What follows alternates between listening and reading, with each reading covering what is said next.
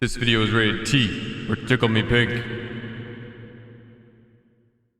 Are you curious what the best armor to run in Escape from Tarkov is at every single level based on budget and protection? Well, you came to the right video. I'll be explaining what armors you should be using at every single level based on their protection, how much they cost, plate interchangeability, plate accessibility, how likely you are to get things back on insurance returns, things like camouflage, because some of these armors do make you stand out much more than others. But without further ado, welcome to the channel. My name is Tickle Me Pink, your favorite low functioning content creator. Go ahead, crack open a cold one, and let's talk about armor. Now this video is very much a follow-up to my complete armor guide. If you haven't seen that, I'll have that linked in the top right if you want to have a complete understanding of how the armor system works in this game. But let's do a quick refresher. So we're going to be looking at armors that utilize high air mid levels and have a lot of protection, that are relatively low weight for how much protection they offer, protect important areas, so things like groin and shoulders are not nearly as important as obviously, let's say, throat protection, the cost of said armor, how accessible the plates are. For example, if you have the opportunity to run armor that has access to good plates but can't get your hands on it, well then obviously it's not very good armor for you, is it? We'll also be talking about plate material and interchangeable plates. So something I don't see people utilizing yet is swapping their plates in and out in combat. This saves my ass on labs all the time. Like, I'll be able to pull out the plate out of my back, slot it into the front slot, or do vice versa on my sides, because your right side is a little bit more exposed than your left side in most instances, and then get ready to fight another squad. Little tricks like this will save your life, and we're going to talk about all of these in this video.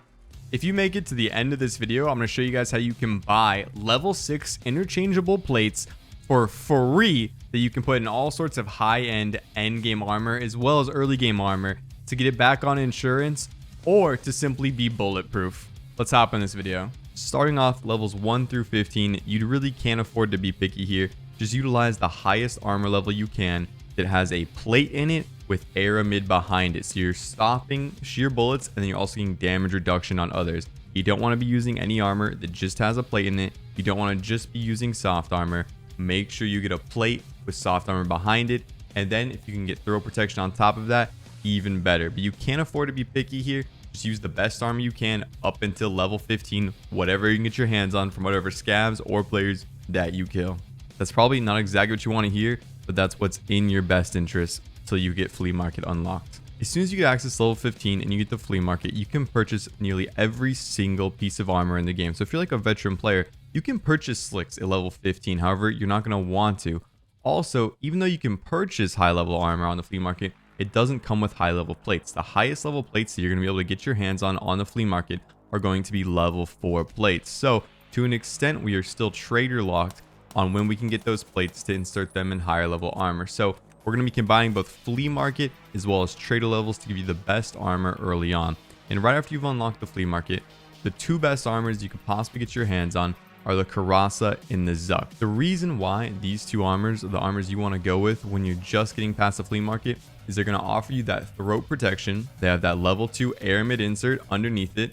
They offer side protection and they offer plates. Now we got to talk about when you want to use one versus the other. So if we look at the Coraza and we look at the Zuck, they look very, very similar, but they're slightly different. So first and foremost, the Coraza is more of a mobility armor. You're going to see that it weighs you down less. You're going to have less of a movement speed penalty, and it will make a difference on maps like woods or shoreline, like how easily you can get to the evac when you're going to be overweight. 1 or 2 kilos doesn't seem like a whole lot, but it can easily push you over into the range where you no longer have stamina. So if you're going to be on a big map traversing a lot, a Coraza can be much nicer.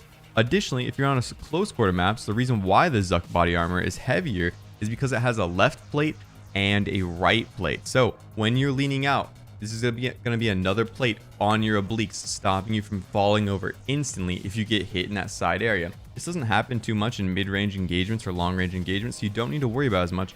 And it lets you run that Coraza once again on maps like woods, shoreline, where you're doing a lot of running around. And you're just going to be more efficient with your quests, more efficient with your flanks. It's going to net you more kills and net you more extractions. Now, there is one more big difference between the Coraza and the Zuck armor, and that is interchangeable plates. So if we look at the Coraza body armor over here, we'll see the front plate and the back plate, they are the exact same shape. So if I, let's say, have a damaged front plate and my back plate is less damaged here, I can go ahead and drop the armor in game. So I take it off my character, throw it on the ground, and you'll have the option to mod it. You double click it and this plate menu will come up. Now it has to be on the ground to do this. And you're going to go ahead, pull out the front plate, slot it in the back plate, and then put that back plate in the front plate. And now you'll see we have the high health plate in the front.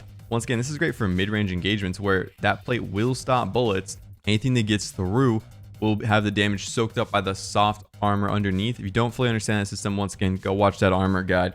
But you're going to want to make sure you have a high HP front plate at all times. When you're getting these mid-range engagements, a lot of times you're going to be like squared up, shouldered up against someone, also trying to put shots on target, and this will keep you alive. Now, the issue with the Zuck is we do not have that. You'll see the front plate and the back plate, they are different shapes here. So you will not be able to swap your plate out back and forth.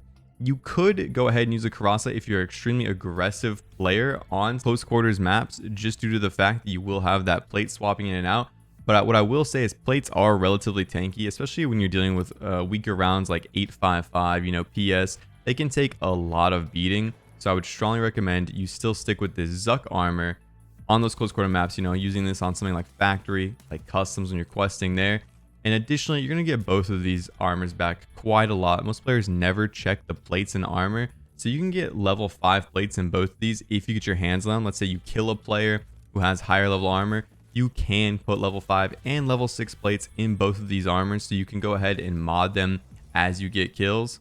And you're almost always going to get these back on insurance too, including the high level plates you'll inevitably put inside of them. One thing I would suggest is just on one of these Karasas, for example, with interchangeable plates, you don't necessarily need to have a level 6 plate on the front and back.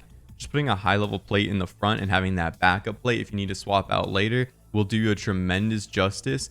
And additionally, high level plates are heavier, so utilize that tip.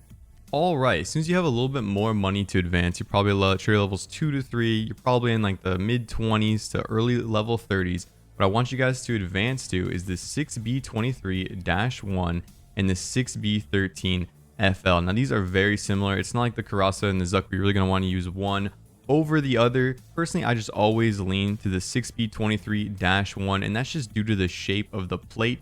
The surface area on it is far greater and it's going to catch more rounds. If you guys don't know, the shape of your plate does influence how many rounds it does catch, and I find myself catching more rounds while using the 6B23-1 versus the 6B13. The issue with this plate is that it just gets narrow as it gets closer and closer to your neck, and then getting shot on, like, imagine like the sides of your pecs, you know, going towards your armpits. I mean, those are vital spots that get hit. A lot of people are aiming kind of in that area. It can penetrate through your arm and then get into your chest cavity from there. I just am not a massive fan of these plates, but if you have one of these lying around, by all means use it. You can also find these on scavs all the time. You're going to unlock level 5 plates pretty soon after in the mid 30 range. Additionally, you're going to get these back on insurance all the time. Now, when they have level 4 plates in them, I mean, people just assume whatever, it's a level 4 plated 6B23. They've seen a million of them. It's no big deal. But like I said, you're going to be getting your hands on level 5 plates pretty soon, which makes this armor class significantly better. The only issue I would say with these armors is they don't have side plates. So if you need to go to like a mid-level, let's say factory, or you need to go into dorms, I would go ahead and make sure you slot on something with those side plates. And that brings up our next contender, and that is the Osprey MK4A, and then in parentheses, Assault. So there's two different versions of this kit, but this one is sold from Ragman level 3 after you complete a quest. I'll have that quest on screen right now. And what is great about this plate carrier is, first and foremost, you have interchangeable plates just like we did with the Karasa, and we have left and right plates. Additionally, we're going to have air mid all the way around, including our neck and our right and left shoulder. Now, the right and left shoulder, they can prevent armpit shots, which can be a one-hit kill, especially from AI scavs. However, you'll see there's still a small area where a bullet could like squeeze in through your chest plate and through your arm and go into your armpit. It's pretty rare, but the arm sleeves will stop from, let's say, like you're not completely squared up against someone and your arm is between you and your armpit. It'll soak that shot, and then when it goes through your arm, through your your shoulder armor, if it gets through, it won't kill you when it hits your armpit. So this can save your life. This is what you're going to be using as soon as you hit level 30, because this Ragman level 3 does sell the Osprey plate carrier. On a side note, you will see that this Osprey plate carrier has a little bit different of an interior than the other Osprey, and we'll talk about that more here in just a bit. All right, once you get into level 4 traders, or you will have some quest rewards, you're going to be able to utilize Karuns. So the big upgrade from Karuns, from the 6B13 and 6B23s, you'll see they have almost the exact same layout, is going to be not the air mid. It's still using level 2 air mid, However, it does have left and right plates now, so you will be able to actually bounce rounds on the side. The neck as well is going to be more armored, and this is going to be the big brother of the 6B13 and 6B23. Now, keep in mind, you're not going to get this back on insurance most of the time. If anyone sees it, they're going to take it. So you're going to be probably utilizing this in a group, or you're really efficient in making money now. You're not dying a whole lot. If you do need groups to play Escape from Tarkov with, then by all means join my Discord. I mean, I play with everyone in there. I would love to play with you guys. And there's a lot of good guys in there to do quests, make money, and just have a good time with. So I'll have that linked in the description down below. But by all means, the Kurund is just the big brother of the 6B13 and the 6B23. It's also not too expensive to buy. Prapor sells it for around 185,000, fully loaded with plates already. So you're getting kind of a deal here versus with Ragman, where you did buy this, but you do need to change out the plates. One thing I should mention about this Osprey rig is I would recommend you get a level 5 plate as soon as you unlock a level 5 plate to put it in the front at the very least, and then you can put your left and right plate in. Once you get Peacekeeper level 4, you're actually going to get the barter trade for the Osprey. Now this is the same as last one except for the interior, and this is the protection variant. So it's actually going to come with level 5 plates already in it, and you're going to need to trade 3 SAS drives to get this. That comes out at roughly 135,000 right now, so it's actually a better deal than this rig right here. You just don't have access to it as soon. Also, the interior can be quite nice. It has one less slot than the other one, but it does have these 3x1 cells, so you can use these to run 40 round magazines, which are kind of a godsend right now. They made changes to the way weapon modding works in this game, and that is a video that I would like to make for you guys. But weight is pretty important, and you get a ton of weight by running, let's say, 60 round magazines in a weapon loaded with ammunition. That'll add like 2 kilos to a weapon sometimes, depending on what ammunition you're using, what gun it is, etc. So the 40 rounders on high rate of fire weapons, like let's say the HK, the M4, the AK-12, they can be a godsend, and this rig allows you to do this. Additionally, when using the Ospreys, you're not going to need to buy a rig on top of it, because it is a rig and it is your armor in one. When you get into the mid to end game, the Ospreys, in my opinion, are kind of like the bread and butter kits. I like to buy these all the time. They're not too expensive, and they're very well armored. The interchangeable plates, once again, are a godsend, and just have me ready for the next engagement.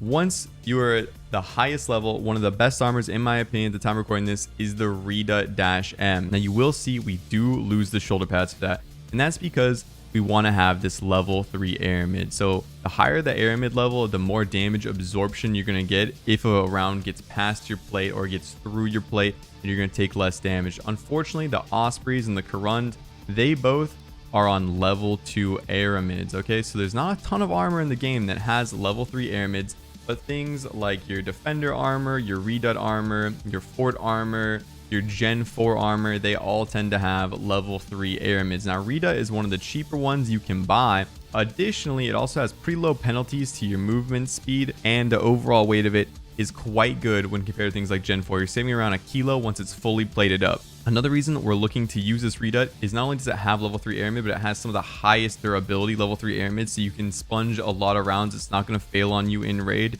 It does have interchangeable plates, so you'll see here I have a level 6 front plate, level 6 left and right plate, and a level 5 back plate. That's because I killed someone with a slick that had level 6 plates in it. I also killed a couple other people that were wearing forward armor. Instead of just going ahead and putting the level 6 plates front to back, I just plated up the front and left the 5 in the back. This makes it so the armor is a decent bit lighter, around a kilo lighter, and I do have a backup plate, but the chances of me living through a level 6 plate failing on me is quite low. So I'm not super worried about running a level 6 plate in the back, and if I'm being shot in the back anyways, there's not a great chance I'm going to survive, let alone me just investing more money in rare plates into that back spot. So that's the reason why I have that set up the way it is.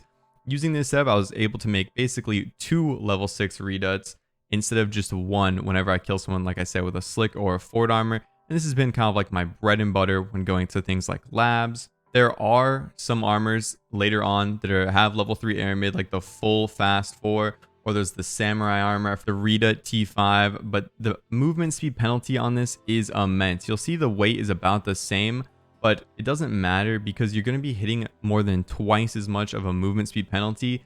And if your armor is causing you to get shot, then there's no point in having it, right? It's causing you to take more rounds. Sure, if it can soak it, but it's going to get you killed regardless. A notable mention is a Gazelle, and when these drop in price, these can be quite good as they have level 3 aramid underneath them.